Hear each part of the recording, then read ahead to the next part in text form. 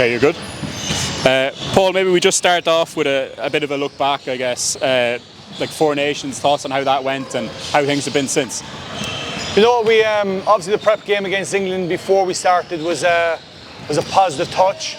It gave us a bit of momentum and a bit of rhythm on what we'd actually learned. It was the first set of games, so I thought we got better from Wales to Scotland to England in the final.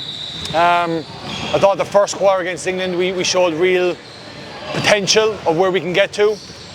Second and third quarter we had a bit of a, I suppose I wouldn't say backward step, but maybe a learning curve in how we keep that momentum going. And then the fourth quarter obviously got a bit messy and stuff like that, but a lot of learning and a lot of positivity about where we can go with the team. Then we broke obviously for the exams. But since we come back, we've showed that we've come back in good shape. We've tried to go to the next level. It's been tough, but obviously we're looking forward to the dustbin now to see where we actually are. We'll be missing one or two players in that core group, so it'll be a good chance for us to find out where our depth is and what sort of quality we have within our depth of the team. So it's all positive at the moment, and then we head out to Macedonia a week early, and we'll see how that goes then. You mentioned yourself, it's a 7-year gap since you were last involved with the under-16s. What kind of adjustment has that been coming back from the under-18 programme? It's been great. It's the learnings that we've got from the 18s we tried to bring into the 16s.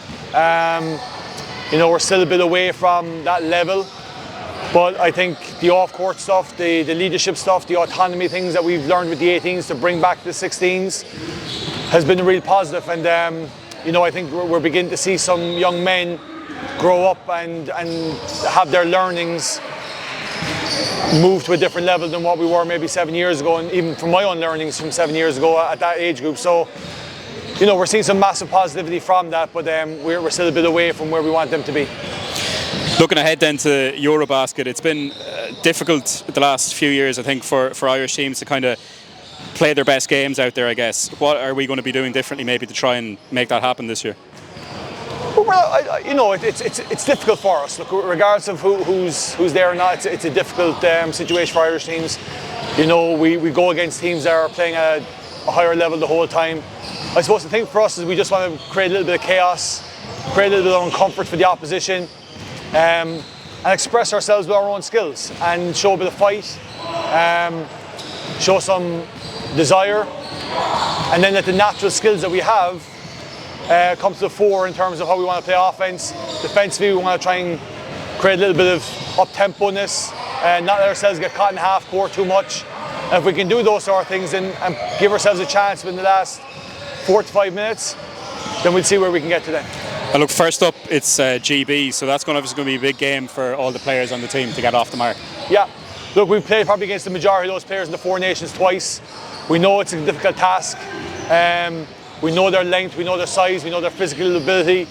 We know that they can punish us if we make even the smallest of errors. So our key right now is to make sure we don't create those errors. In our practice, we've tried to bring some teams in that's going to make it difficult for us, and we've gotten better at it. But the big thing is reducing the turnovers, and if we can reduce the turnovers, that way then we can set our defense, and we know that we're quite decent when we set our defense. So if we can take care of the basketball, take smart shots at the rims, start taking smart shots in the perimeter, then that'll allow us set our defense. I think that's where we can create most of our offense from, is from our defense.